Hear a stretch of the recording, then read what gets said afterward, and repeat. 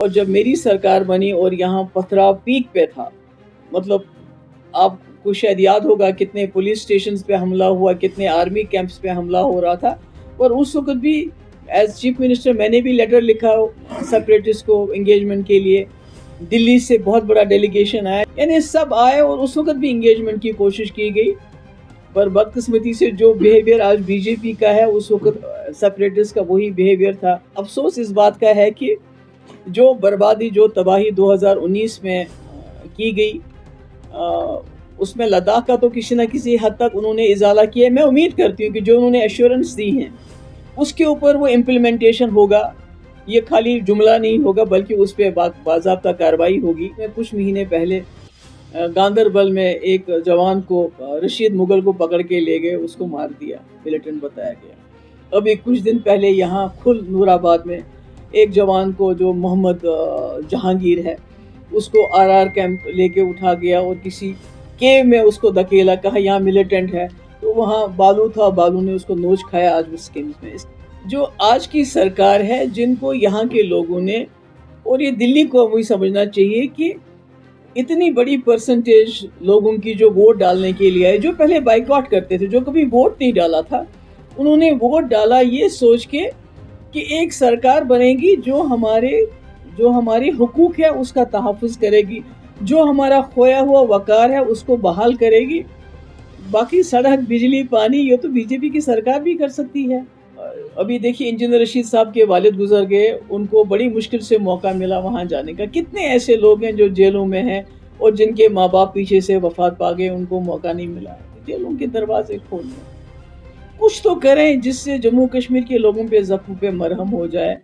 देखिए, हम समझते हैं कि गवर्नमेंट ऑफ इंडिया ने जो उन्होंने 2019 में जो तबाही की, जम्मू कश्मीर के जो कॉन्स्टिट्यूशनल राइट्स को लेके जो सबवर्शन किया, उस सिलसिले में उन्होंने थोड़ा सा करेक्शन करने की कोशिश की और इसकी शुरुआत उन्होंने लद्दाख से की है। और मैं कहती हूँ लद्दाख के लोग, चाहे लेह हैं या करगिल के जो लोग हैं, जो वहाँ की लीडरशिप हैं, वो कोई एमएलएज नहीं है, कोई चीफ मिनिस्टर नहीं है, बल्कि वो वहाँ की जो लोकल लीडरशिप है, उन्होंने मिलजुल के अपने रीजनल इंटरेस्ट से ऊपर उठ के, अपने रिलीजियस इंटरेस्ट से ऊपर उठ के एक यकजहती कायम करके नेगोशिएशन किए। मेरे ख्याल में 20 या 22 उनके साथ राउंड ऑफ टॉक्स हुए और कुछ ना कुछ हासिल किया। तो इसके लिए मैं कहती हूँ वो मुबारकबाद के हकदार हैं कि उन्होंने इसको लगातार चालू रखा। एक बार फेल हुए, दोबारा बात की, तीसरी बार बात की और कुछ ना कुछ अपनी जॉब सिक्योरिटी, लैंड सिक्योरिटी कुछ ना कुछ हासिल की।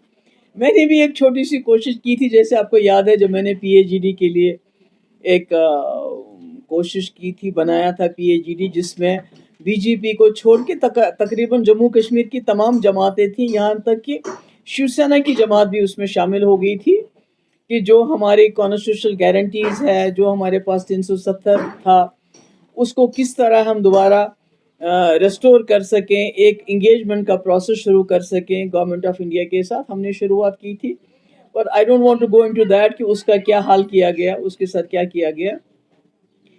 तो अब मुझे इस चीज़ का जो है, जहाँ खुशी है वहाँ अफसोस इस बात का है कि जो बर्बादी, जो तबाही 2019 में की गई, उसमें लद्दाख का तो किसी न किसी हद तक उन्होंने इजाला किया। मैं उम्मीद करती हूँ कि जो उन्होंने एश्योरेंस दी हैं उसके ऊपर वो इम्प्लीमेंटेशन होगा। ये खाली जुमला नहीं होगा बल्कि उस पर बाज़ाब्ता कार्रवाई होगी। आपको मालूम है, आप जानते हैं कि पीडीपी का हमेशा ये मान रहा है कि engagement is the only way out. और 2002 में जब हमारी सरकार बनी, तब से लेके जहाँ तक भी हमसे हो सका हमने इंगेजमेंट की। चाहे वाजपेयी जी थे, डॉक्टर मनमोहन सिंह के थे, उस वक्त हुर्रियत के साथ इंगेजमेंट हो गई। उसके बाद 2014 में आपको मालूम है कि जब मुफ्ती साहब यहाँ जलसा था मोदी जी का, तो वहाँ भी उन्होंने वही बात की, जिसकी वजह से मोदी जी जो है उन्होंने दूसरे तरीके से रिएक्ट किया। और जब मेरी सरकार बनी और यहाँ पथराव पीक पे था, और मतलब आपको शायद याद होगा कितने पुलिस स्टेशन पे हमला हुआ, कितने आर्मी कैंप्स पे हमला हो रहा था। اور اس وقت بھی ایز چیف منسٹر میں نے بھی لیٹر لکھا سیپریٹسٹ کو انگیجمنٹ کے لیے. دلی سے بہت بڑا ڈیلیگیشن آیا جس میں ارون جیٹلی جیسے سینئر لیڈر تھے, ہوم منسٹر تھے, باقی پارٹیز کے بڑے بڑے سینئر لیڈر تھے, کھرگے صاحب تھے, غلام نبی آزاد صاحب تھے, اویسی تھے, رام ولاس پاسوان تھے, سیتارام یچوری تھے, یعنی سب آئے اور اس وقت بھی انگیجمنٹ کی کوشش کی گئی. پر بدقسمتی سے جو بیہیویئر آج بی جے پی کا ہے اس وقت سیپریٹسٹ کا وہی بیہیویئر تھا. انٹرلاکیٹر اپوائنٹ ہوئے ہمارے ٹائم میں یہاں بات چیت کے لیے. میرے کہنے کا مقصد یہ ہے کہ کتنی بڑی طاقت کیوں نہ ہو دونوں طرف سے, انگیجمنٹ کے بغیر کوئی چارہ نہیں ہے اور اس میں ایک کنسسٹنسی ہونی چاہیے. اور انفارچونیٹلی جو آج کی سرکار ہے, جن کو یہاں کے لوگوں نے, اور یہ دلی کو مجھے سمجھنا چاہیے کہ اتنی بڑی پرسنٹیج لوگوں کی جو ووٹ ڈالنے کے لیے آئے, جو پہلے بائیکاٹ کرتے تھے, جو کبھی ووٹ نہیں ڈالا تھا, انہوں نے ووٹ ڈالا یہ سوچ کے کہ ایک سرکار بنے گی جو ہمارے حقوق ہے اس کا تحفظ کرے گی, جو ہمارا کھویا ہوا وقار ہے اس کو بحال کرے گی. باقی سڑک, بجلی, پانی یہ تو بی جے پی کی سرکار بھی کر سکتی ہے نا. تو انہوں نے مطلب جو ابھی کی سرکار ہے یہ انگیجمنٹ کی یہ کوشش نہیں کی انہوں نے کہ دلی والوں کو آمادہ کرنا ہے کہ یہاں لوگوں کے ساتھ انگیجمنٹ کرے. پاکستان کی بات تو دور کی بات ہے, پر یہاں جو انگیجمنٹ, کیونکہ یہاں کے لوگ بہت زیادہ دل آزردہ ہو گئے ہیں, ایلینیٹڈ ہے, کیونکہ جب بھی ایلینیشن ہوتی ہے تو اس میں بہت کچھ پنپتا ہے, اس میں علیحدگی پنپتی ہے, اس میں سیپریٹزم پنپتا ہے, اور آج سب سے زیادہ ایلینیٹڈ یہاں کا یوتھ ہے. تو مجھے لگتا ہے کہ دلی کو سوچنا چاہیے جس طرح انہوں نے لداخ کے لوگوں کے ساتھ ایک انگیجمنٹ کی, ایک ڈائلاگ شروع کیا, یہاں بھی کرنا چاہیے, اور کچھ نہ کچھ کانفیڈنس بلڈنگ میجرز ان کو کرنے چاہیے, لینے چاہیے, بات چیت کریں. میں نے کئی بار کہا ہے کہ ہمارے یہاں خود وہ کہتے ہیں کہ ملیٹنسی زیرو ہے, ایل جی صاحب روز کہتے ہیں, ڈی جی صاحب روز کہتے ہیں, مگر اس کے باوجود آپ کو معلوم ہے کچھ مہینے پہلے گاندربل میں ایک جوان کو رشید مغل کو پکڑ کے لے گئے, اس کو مار دیا, ملیٹنٹ بتایا گیا.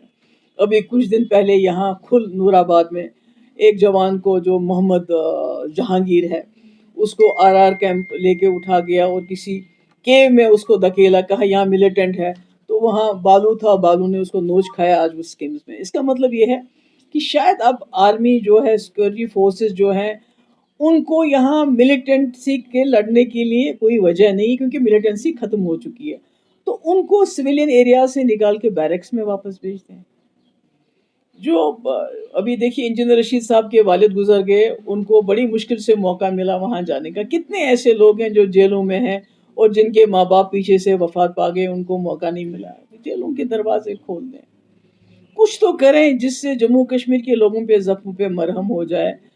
تو میرا یہ کہنے کا مقصد ہے کہ جو یہاں کی سرکار ہے, یہ سڑک, بجلی, پانی یہ تو کوئی بھی سرکار دے سکتی ہے, اور یہ تو مفتی صاحب نے 6 سال کے وقت میں جتنے کام انہوں نے کیے, جتنے پل, جتنے یونیورسٹی, راستے کھولنا, مظفر آباد وغیرہ, مغل روڈ بنانا, 6 سال میں اتنا کام کیا. مگر اس کے باوجود بھی وہ کہتے تھے کہ جب تک مسئلہ کشمیر, جب تک انگیجمنٹ نہیں ہوگی جموں کشمیر کے لوگوں کے ساتھ, یہاں امن کو پوری طرح بحال کرنا مشکل ہے. تو آج بھی میں سمجھتی ہوں کہ نیشنل کانفرنس کی سرکار کو چاہیے, اور میں اس میں تو جتنی بھی جماعتیں ہیں میں ان کو دعوت دینا چاہتی ہوں کہ آئیے مل کے, جس طرح کرگل اور لیہ کے لوگوں نے اپنے تمام جو ان کے اختلافات ہیں ان کو الگ رکھ کے, چاہے مذہب کے نام پہ, چاہے ریجن کے نام پہ, ریلیجن کے نام پہ اکٹھے ہو گئے اور کچھ نہ کچھ انہوں نے حاصل کیا.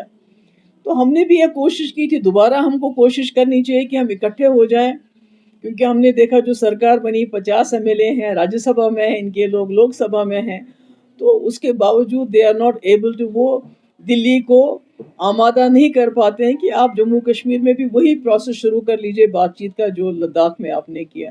میں کہتی ہوں شاید ہم مل جل کے جو ہم اکیلے حاصل نہیں کر سکیں اب کر سکتے ہیں, کیونکہ اس کے بغیر کوئی چارہ نہیں. آپ نے دیکھا کہ پوری دنیا, خاص کر یہ جو ویسٹ, جو ایشیا میں اس وقت جو ایران اور امریکہ اور اسرائیل کی جنگ ہو رہی ہے, کتنا طاقتور ہے اسرائیل, کتنا طاقتور ہے امریکہ, پھر بھی وہ نیگوسیشن کے لیے کوشش کر رہے ہیں. تو ہم تو یہاں پر, اگر آپ کے ہم اپنے لوگ ہیں, جموں کشمیر آپ کا اپنا जिस्म का हिस्सा है, तो हमें क्यों इस तरह अकेला छोड़ दिया? हमारे साथ ये बात क्यों सिर्फ एस्पा के ज़रिए, यूएपीए के ज़रिए, पीएसए के ज़रिए, एजेंसीज़ के ज़रिए रोज़ छापे, आज फिर एनआईए ने वहाँ जो है सिराजुल उलूम पे छापा मारा है, हमारी प्रॉपर्टीज़ ज़ब्त करना, हमारे लोगों को नौकरियों से निकाल देना, नौजवानों को उनके ऊपर सर्विलेंस रखना, उनको मॉनिटर करना, उनका दम घुटता है इससे।